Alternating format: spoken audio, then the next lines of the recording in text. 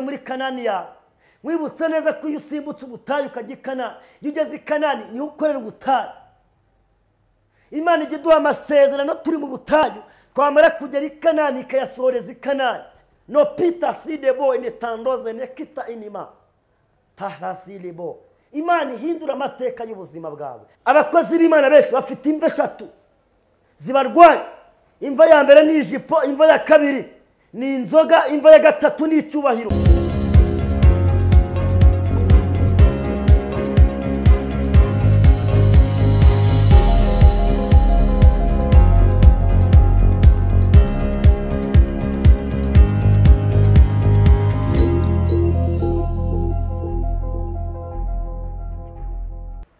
Twongeye gutangira tubasuhuza inshuti bakundwa badukurikiranye. Nkuko mubimenyereye, amazina yanjye nitwa Byukura Bagirane Noheli. Ndi umukristo usengera mu itorero rya ADP, mu itorero rya Kumukenke rya ADP muri paruwasi ya Gasave. Ndi umusore, iwacu ni Cyangugu, nshumbitse ahantu bita Ibatsinda. Ndashimira Imana ko ikomeje kugenda indinda kandi irinda n'abantu badukurikirana uko bwije n'uko bukeye. Umugisha w'Imana ujye ukomeza kubaho kandi imbaraga z'Uwiteka Imana zibagireho. Ndi wa wundi bavuga ati dore igisambo, aho nacaga bavuga ati dore Marine, aho nanyuraga bavuga ati dore wabyaye ngo yarapfushije. Ariko ndashimira Imana ko yabanye nanjye ikandinda ikabana nanjye kugeza muri ubwo buzima. Ninjye wa wundi wabuze ababyeyi mfite imyaka 5 nkabura data na mama, ariko ndashimira Imana ko aho data na mama batahabaye Imana yahabaye. Uyu munsi rero nje nkuzaniye ijambo rivuga ngo akagezi Kreti nubwo kakamye ku buzima bwawe, ubu muri Sorofati hari ubundi butabazi. Haleluya. Mbere yuko dutangira tuvuga iki Imana yadutumye kugira ngo tuze tuburire abanyarwanda cyangwa se tuze tubaho ubuhanuzi, uyu munsi nje gusengera umuntu wari ufite ibintu byananiranye, nje gusengera umuntu wumvaga bitameze neza. Uyu muntu niwe nje kureba. Haleluya.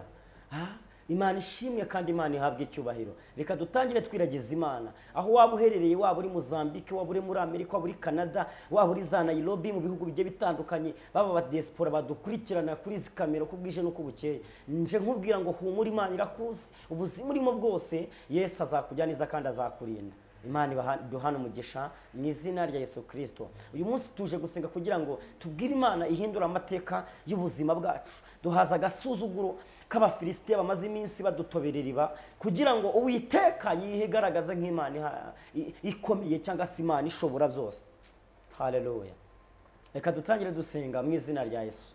Mana, mu izina rya Yesu Kristo wa Nazareti, Imana ikomeye, Imana ishobora byose, Imana y'ibyiringiro, Imana ivuga bikaba ndetse yategeka bigakomera. Uri Elohimu, abakumenye Uwiteka, bakumenye uri Imana ifite imbaraga, abakumenye kera bakuzi uri Imana ishoboye byose. Natwe abakumenye ubu ngubu tukuzi ushobora byose, tukuzi uri Imana igitangaza. Topida zine bone tandoze nekita winima shando winimanda dotayini. Nibigaragaze nk'Imana, nibigaragaze ku buzima bwacu. Icyo twanze imbaraga z'abadayimoni, twanze imbaraga za sekibi, dukubise hasi imbaraga z'abarozi, dukubise hasi biturwanya. Paya zide boyne tando. Uri Imana y'amahoro, uri Imana ishobora byose, uri giti cy'inganzamarumbu, uri ibyiringiro by'ubuzima, uri Imana ihambaye. Tugirire neza Kristo. Bana n'abantu badukurikiranye, ubane n'abantu bateza amatwi izi kamera, ubane n'abantu netala side bone tandoze nekita winima bagiye gutega amatwi bakumva icyo unyijije muri ngewe. Wambwiye ngo ninza n'ubuhanuzi bukomeye, wambwiye ngo ninze mbwira abantu ko hari igitondo, ngo nze mbabwire kuje guhindura amateka, ngo nze mbabwire ko hatembaga y'agahinda hagiye gutemba y'ibyishimo ku mugaragaro. Urakoze kukomeze kuturinda kandi ukaba ukomeje kubana nabo mu izina rya Yesu Kristo wa Nazareti. Amen. Ndagusuhuje mu izina rya Yesu, umugisha w'Imana nubane nawe. Uyu munsi nkuzaniye ijambo rivuga ngo akagezi Kreti nubwo kakamye, ubura amaso h'ubu muri Sorofati hari ubundi butabazi. Hari abantu bajya badutegera bakavuga ngo uyu muntu nitumurekura ntacyo azimarira, nitumurekura ntacyo azigezaho. Ariko hejuru y'ibikurwanya, hejuru y'ibikugendaho, hejuru yabifuza kutagira aho ugera, hari imbaraga z'Imana. Wanasifiwe. Hari ubundi butabazi, hari izindi mbaraga. No taside boy netandoze nekita inima. Ibyakurwanyaga byose Imana ibishwanyuze mu izina rya Yesu. Hari ubundi burinzi, hari izindi mbaraga. Imana iduhana umugisha. Nje kukubwira imva eshatu z'abakozi b'Imana shitani yahagurukije mu bantu zirimo zirarwanya abakozi b'Imana. Izi mva eshatu nugerageza kuba wazirinda ukagerageza kuba wazegezayo ku buzima bwawe ku manywa na nijoro, Imana izakurinda kandi izabana nawe. Ubu ni ubuhanuzi bukomeye. Imva ya mbere ni imva irwanya abakozi b'Imana, ni imva bitwa ijipo. Iyi mva irakomeye cyane. Umukozi w'Imana wageze mu majipo aba yamaze gutandikira n'ubwami bw'Imana.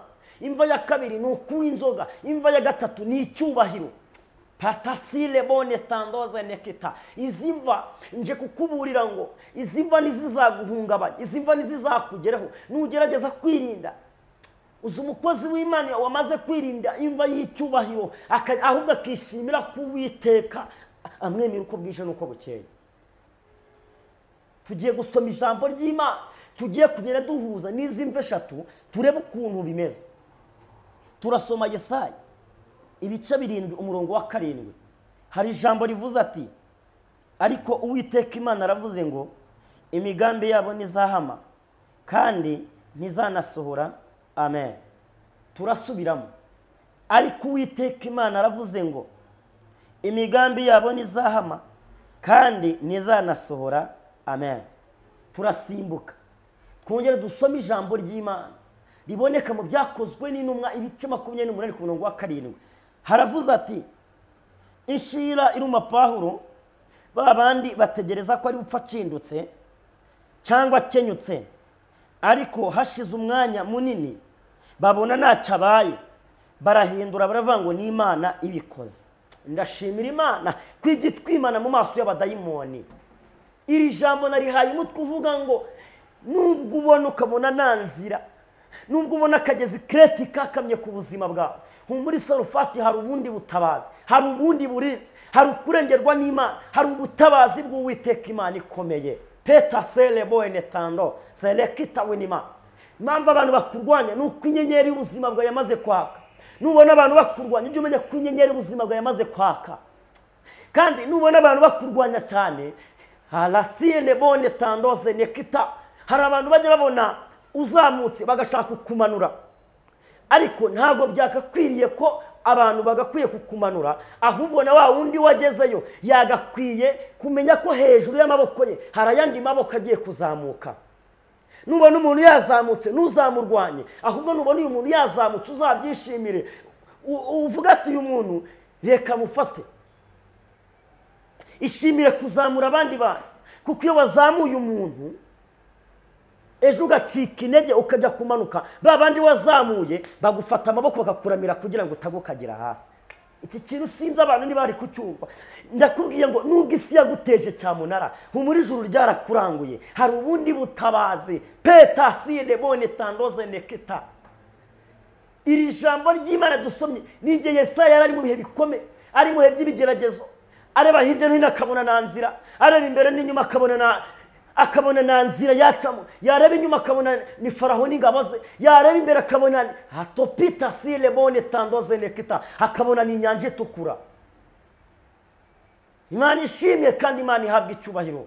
Yareba impande n'impande akabona ni imisozi, ariko nanyamubwira ngo nubwo ubona nabutabazi, Imana iciye inzira mu kidatuzwa ku buzima bwawe. Imana hari ubundi burinzi zanye, hari ubundi butabazi Yesu azanye, hari ukurengerwa n'Imana. Topita sidebo baravuze ngo ntacyo uzigezaho, baravuga ngo ntacyo uzimarira. Imana ibikumwe ngo niwakire igitangaza, niwakire mirako, niwakire ubutabazi. Ndabyibuka neza nandi kumwe n'umuntu witwa Jado, tugiye gusengera umuntu ahantu bita Ikibungo mu karere ka Ngoma. Duhura n'agacuma karuka amaraso, agacuma karatambagira imbere yanjye, gatangira karuka ngakumagarira mu kwizera, nyinjira mu mbaraga z'amasengesho. Umuntu usenga ntabwo Imana ije mutererana, naho yagera mu gitutu cy'urupfu, naho yagera mu rwobo, uyu muntu Imana iramuzi notaya zilebo, uyu muntu Imana iramuzirikana.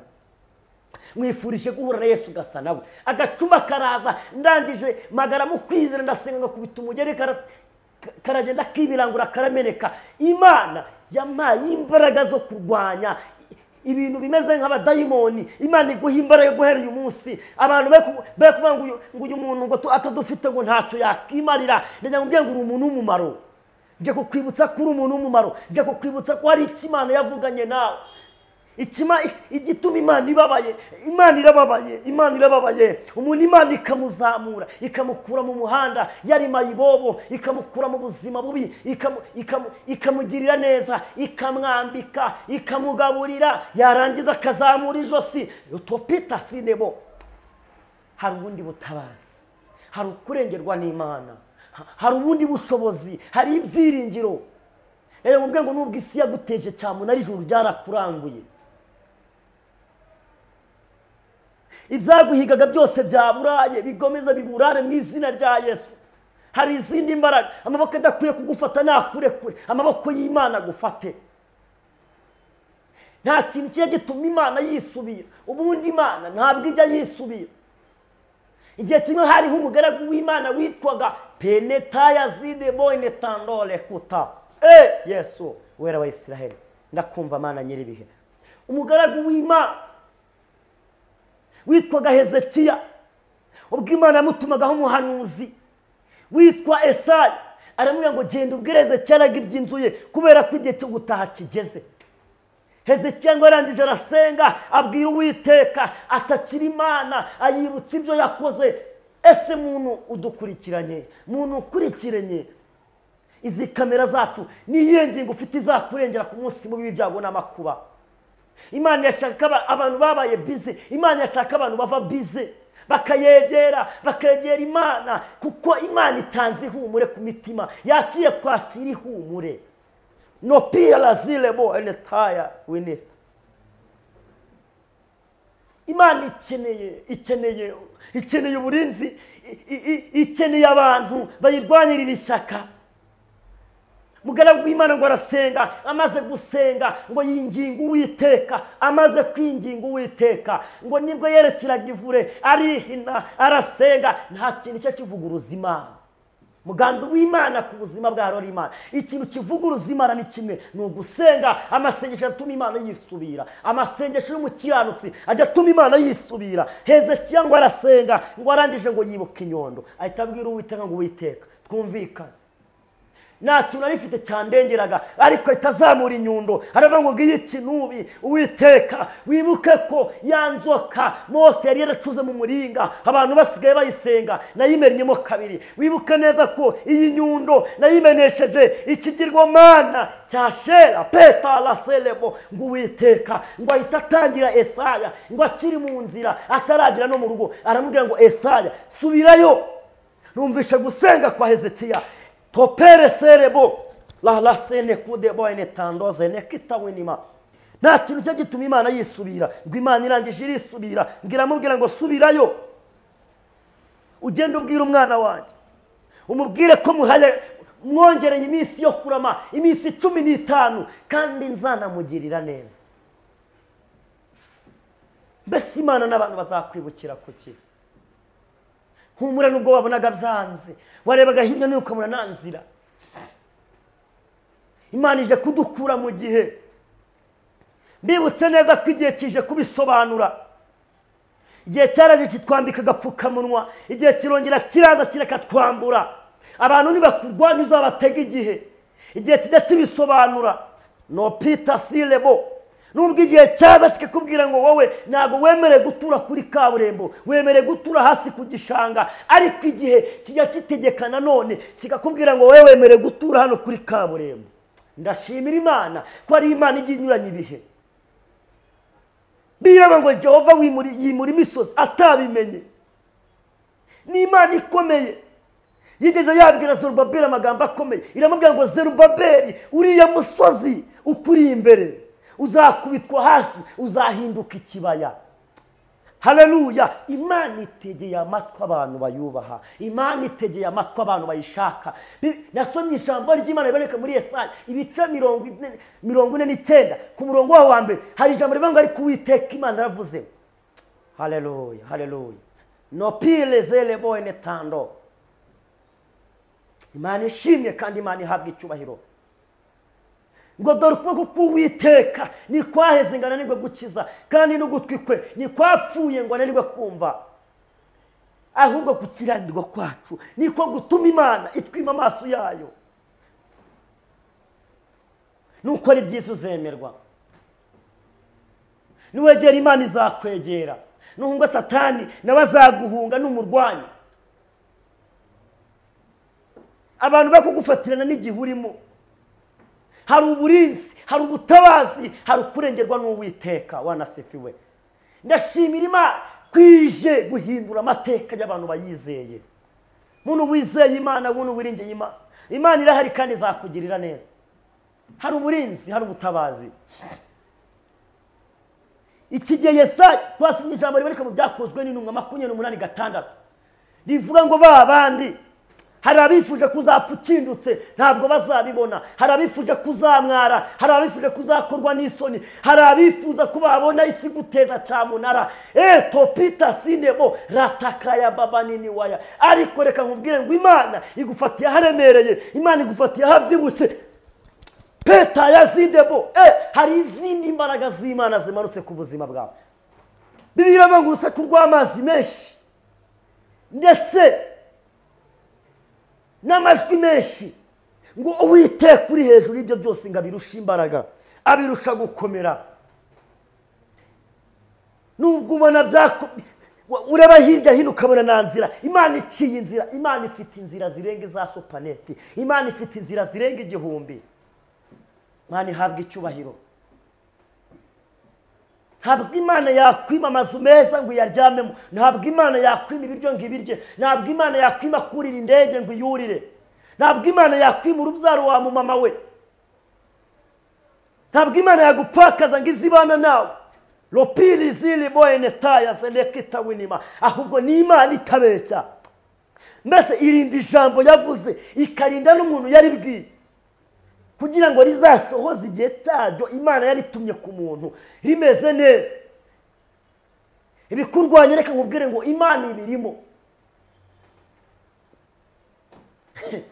Yabwiye Kuro amagambo akomeye, iramubwira ngo mva Kuro, njye simeze nk'abantu, nzakujya imbere. 2, ahataringaniye nzaharinganiza. 3, inzugi z'ibyuma nzatabo 2, n'ibihindizo byabyo nzakonyagura. Imana igira ibintu ivunagura imbere yawe, Imana ivunagura imeze nka Goliyati, Imana iguha igihanga kivugira. Meneta yazide boy netando. Hari abantu batajya bemezwa n'amagambo, hari abantu batemezwa n'isengesho, hari abantu batajya bemezwa n'ibyo ukora, hari abantu batemezwa n'uko wambaye, ahubwo bakemezwa n'igihanga. Imana ikumera igihanga wa mubyeyi, Imana ikumera igihanga mama, Imana ikumera igihanga dadi, Imana ikumera igihanga mukuru wanjye brother, Imana ikumera igihanga gituma abantu bemera. Dawidi yari umwana mutoya cyane, munsi ngajya kurwana na Goliyati, amuca igihanga gituma muri Isiraheli bimenyekana ko ari Imana ikomeye. Dawidi yemeye kubera igihanga cya Goliyati yazamuye, bituma abona imbaraga z'Imana, bituma bamwubaha, bituma bene wabo bagenda bamusingiza. Nawe Imana iguha igihanga. Uzi Imana iguhaye inzu nziza, uzi Imana iguhaye imodoka, uzi Imana iguhaye ibintu byinshi. Imana iguha igihanga. Tugaragara nk'abatariho ariko turiho, tugaragara nk'insuzuguzwa ariko turakomeye kandi dutungishije benshi. Ndashimira Imana ko ari Imana yo kwiringirwa, ndashimira Imana ko irindi jambo yavuze. Hari umuririmbyi wavuze ngo mu gihe cyo gusenga amasengesho yacu agera kure cyane, atambuka nk'inyenyeri, umutima umuntu ujya imbere y'Imana ugakomanga urugi ushaka kureba Imana. Amasengesho y'umuntu wizera Imana, amasengesho niba warakoze ibintu bikananirana, niba hari icyo watumye bikanga, tuma isengesho. Iyo ibintu binaniranye mu bantu ukabyereka amafaranga bikanga, ujye ubiharira Imana. Iyo usengera kumva izagutabara. Niba ubona byaranze bituma isengesho. Bibiliya yatubwiye ngo bategereza ko ari upfa atsindutse cyangwa akenyutse, ngo hashize akanya barahindura ngo ni Imana ibikoze. Haranira ko Imana ikwemera, wirebe ku bantu, wirebe ku maso y'abantu, abantu bakwemera batakwemera, Imana irakwemera. Hari yakuvuzeho bataravuga. Ndashimira Imana kwija inyuranye ibihe. Y'abantu babara bamanura, Imana ibarizamura. Babara bamanura, Imana topita la sile boyene tandoze nekita wenima. Imana yo ntabwo ireba nk'abantu. Iyo babicuritse irabicurukura, babicurukura ikabicurika. Imana ihabwa icyubahiro. Nubwo ubona isi yaguteje cyamunara, ijuru ryarakuranguye humura. Nubwo ureba hirya hino ukabona nta nzira, Imana iciye inzira ku buzima bwawe. Nasomye ijambo ry'Imana rivuga ngo babandi bategereza ko ari bupfa akenyutse, bategereza ko ari bukinduke, ngo bahindure ku buzima bwawe. Imana igufatira haremereye, igufatira habyibushye, Imana ikurwanirire, Imana ikubera Imana uko bwije nuko bukeye. Nzanye ijambo rifite umutwe uvuga ngo nubwo akagezi Kreti kakamye ku buzima bwawe, humura Sarufati, hari ubundi butabazi, hari ukundi kurengerwa n'Imana. Mwifurije guhura na Yesu ugasa nawe. Kabiri, wahura na Yesu amateka agahinduka. Iyo Yesu yaje birahinduka. Wikiburanira. Nubona bagusohora mu nzu, uzamenye ko uzaba mu nzu zawe. Nubona bakurwanya igihe kinini, uzamenye ko uzaba umuntu w'umumaro. Wivanga runaka yambuze ngo ugiye kuburana ngo singewe ngo singe nabikoze. Oya, wiburana igihe kizabisobanura. Igihe kiraza kikabisobanura. Ndashimira Imana, ni Imana itareba nk'abantu. Biravuga ngo ahirwa bafite mu mitima yabo inzira zitunganye zigana Siyoni. Ngo iyo bageze mu gikombe cyitwa banka. Haleluya. Iyo bageze ahantu gihanda yicira abakozi b'Imana, iyo bageze ahantu dayimoni arwanyiriza ubwoko bw'Imana, bo ngo bahatambukana umucyo, bahatambukana nza. Niba ufite nza y'Imana, tegereza wihanganye. Niba ufite nza, niba hari icyo wavuganye n'Imana, tegereza wihanganye. Hari umubyeyi umwe nakunze wo muri Suwede. Umugabo ngo yigeze kumuha amafaranga, umugabo arambwira ngo mbikira amafaranga. Amaze kuyamubikira ngo arahindukira arayamwiba. Amaze kuyamwiba ajya kuyashugunya mu nyanja. Imana ikoresha ifi, ngo imaze gukoresha ifi, ngo wa mudamu ajya kuhaha amafi. Agiye guhaha ngo aguramo na ya fi irimo ya mafaranga. Haleluya. Imana itabara abantu bayo. Ngo amaze kuyegura, ageze mu rugo arayabaga, ngasangamo ya mafaranga, arayatunganya, arongera arayabika. Umugabo ngarataha, yari afite umugabo mubi. Umugabo ngarangije aramubwira ngo, arambwira ati cara mwakire mugabo wanjye, undi ati ndashaka amafaranga njye ndakwica, kuko yarazi ibyo yakoze. Ariko mu ijuru hari Imana yari yamaze kubibona. Mu ijuru hari Imana yica imigambi yicakura kugira ngo idasohora. Mu ijuru hari Imana ije gutsikamira ibyakurwanyaga, hari Imana ije kubiritagura. Imana igufitiye kado izo abantu bataguhaye. Topeta sidebo, Imana ije kuziguha. Imana iguhaye keya izo abantu bataguhaye, Imana irazifite. Arangije ahitanga ajya mu mavuta, arayamuha ngo ya mafaranga. Aramubaza ngo yakuye, aramubwira ngo njya ninginga Imana ngo ikwereke Yesu umwakire nawe nicyo ngusabira. Njya ninginga Imana ngo ikwereke Yesu umwakire nawe nicyo ngusabira. Imana yari yabibonye. Guhera uyu munsi uyu mugabo atayakira agakiza. Mwibutse neza ko utabanje kubitangazo ntabwo wabigitangaza. Ntabwo Imana ishobora kukugira igitangazo utarabanza kubitangaza. Mu yandi magambo na Kanani, na butayu na Kanani. Ntabwo Imana ishobora kugukoresha ibitangaza utarabanza ngo ubitangaze. Irabanza ikakugaragura kwikarayi, ikaguhindura, ikakugaragura. Icyakore kurinda gushirira kugira ngo umuhumuro wo gushirira kwa utagaragarira buri wese. Kugira ngo ikagukaranga rwose, ikakuvana kwikarayi umeze nk'izahabu isohowe hano mu ruganda, ikabanza ikagucura neza. Kuko mu makosa Imana idashobora gukora, Imana mu makosa idashobora gukora. Yo yarivuye ngo nzafata icyubahiro cyane ngo ngiye undi muntu. Kandi Imana ni Imana ishobora byose. Ni Adonai, ni Alpha, ni Omega, ni ndiho. Imana ishimye kandi Imana ihabwa icyubahiro. Ntabwo Imana ari inyabinyoma. Ibyo yavuganye nawe no kubikora izabikora ndetse izabisohoza.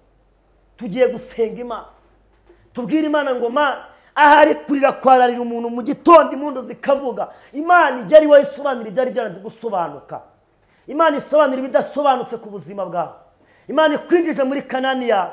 Wibutse neza ko iyo usimbutse ubutayu ukajya i Kanani, iyo ugeze i Kanani niho ukorera ubutayu. Imana ijya iduha amasezerano turi mu butayu, twamara kugera i Kanani ikayasohoreza i Kanani.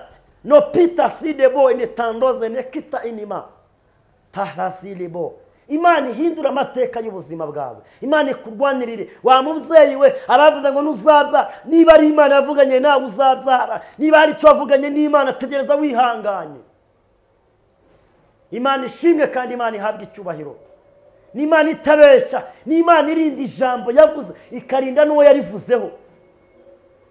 Bibiliya ivuga ngo abiringiye Uwiteka bameze nk'umusozi Siyoni utabasha kunyeganyezwa, ngo uko imisozi igose i Yerusalemu niko Uwiteka agose abantu be. Ubwo bufite n'ubwiki, witinya umurozi, ahubwo musengere arame kugira ngo Imana izakugirire neza akiriho, abone neza Imana yakugiriye. Kandi hari n'abakwiye gupfa bakava mu nzira kugira ngo tubone imbaraga z'Imana. Bibiliya ivuga ngo mu mwaka Uziya yatanzemo cyangwa yapfuyemo, mu yandi magambo, nibwo Yesaya yabonye Imana. Yesaya nibwo yabonye kuvuga Imana, abona guhanura, abona gukora imirimo n'ibitangaza bikoreshejwe na nyiri ibitangaza. Abakozi b'Imana benshi bafite imva eshatu zibarwanya. Imva ya mbere ni ijipo, imva ya kabiri ni inzoga, imva ya gatatu ni icyubahiro. Bari gushaka kwihimbaza, bagashaka kwigira nyiri ibitangaza, kandi nyiri ibitangaza ahari.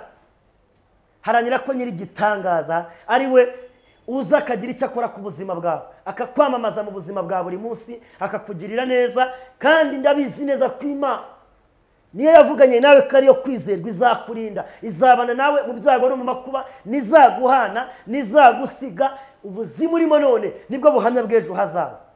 Imana ishimwe.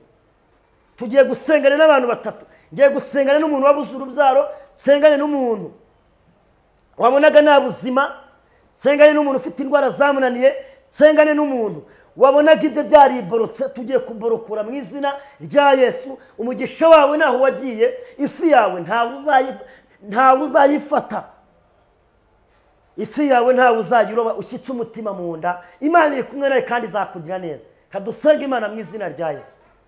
Imana yo kwiringirwa no kwizerwa, Imana ikomeye, Imana ishobora byose. Topine side boyne tandoze nekita winima. Kera bakwiringiraga bari mu mahoro, tugufite nitwifuza undi murengezi. Mwami nyiringabo, Imana ikomeye, aba bantu ndabasengeye, umugisha wabo bageraho mu izina rya Yesu. Wivange mu byabo, abadafite urubyaro rubahe mu izina rya Yesu Kristo wa Nazareti. Twarakubonye Mana ukora imirimo n'ibitangaza. Topita side boyne tando. Uwiteka nyiringabo Imana, abadafite urugo bubakire mu izina rya Yesu Kristo. Ubaha uburinzi bwawe, ubaha imbaraga zawe. No pere sele boyne tando. Uwiteka, abareraga barira ubahe guseka, abari bari mu icuraburindi ubahe umucyo mu izina rya Yesu. Babone neza yawe, abafite imitima yari yaranze ubahereze nyiringabo Imana ikomeye, ihumure mu mitima yabo, babone ubutabazi bwawe mu izina rya Yesu. Abafite abafunze ubafungure, abadafite aho kuba ubaho kuba mu izina rya Yesu. Abadafite ingo ububakire, ababuze urushako urubahe mu izina. No piri zide boyne tandoze nekita winima inigreria. Narakubonye Imana ukora imirimo n'ibitangaza, uko wiyeretse Abisiraheli ku nyanja itukura, abariko wiyereka abantu badukurikiranye mu izina rya Yesu. Babone imbaraga zawe, babone umugisha wawe, ubagirire neza, bambike imbaraga kandi ubarwanirire. Nyiringabo Imana ikomeye, abafite amadene ubishyurire, abafite abafunze ubafungure, kuko uri Imana ibasha gukingura imiryango ya gereza. Uwiteka nyiringabo Imana ikomeye, abafite no perezidebo, abarwayi ubakize, hataya zidebo, nta ndwara n'imwe igikunanira Mana. Sida, kanseri, diyabete wivuze zirahunga. Pene side boyne tandoze nekita. Abangaba barwaye za diyabete uzibakize, abangaba barwaye amasidu yabakize, abangaba barwaye imyijima ubakize mu izina rya Yesu Kristo. Aba bantu bonaga nta buzima h'ubuzima, aba bana babonaga butari buke kabiri buke mu izina rya Yesu babona imbaraga zawe babona ubutabazi abafite amadeni ubishyurire abadafite akazi ubaha akazi mu izina rya Yesu Kristo kuko uri Imana itanga akazi kandi uri Imana ifite imbaraga ibyaremwe byose ni ibyawe isi n'ibyuzuye ni ibyawe warivugiye ngo harasi enetandoze nekitawinima ngo isi ni intebe y'ibirenge byawe urangije urirahira ngo ijuru ni intebe yawe wicayemo ropa yazide boy netandoze nekita ngwino wirahire nk'Imana wongere wivuge nkuko wivuze kwa Faraho wongere wivuge abantu bakumenye wongere wivuge izina ryawe rikirwe hejuru urakoze uri Imana ikomeye ukomeze uhindure byinshi mu mitima y'abantu mu izina rya Yesu Kristo urakoze nyiringabo Imana amen Imana ibamugisha mu izina rya Yesu turabagirana Noheli Yesu abaho umugisha kandi imbaraga z'Imana zibabeho mukeneye ko dusenga n'Imana cyangwa mukeneye ko kwabagira inama cyangwa kubuhamya n'ibindi no mu ijambo ry'Imana mwatubona kuri iyi nimero 0780529090 Yesu abaho umugisha Imana ibane nawe.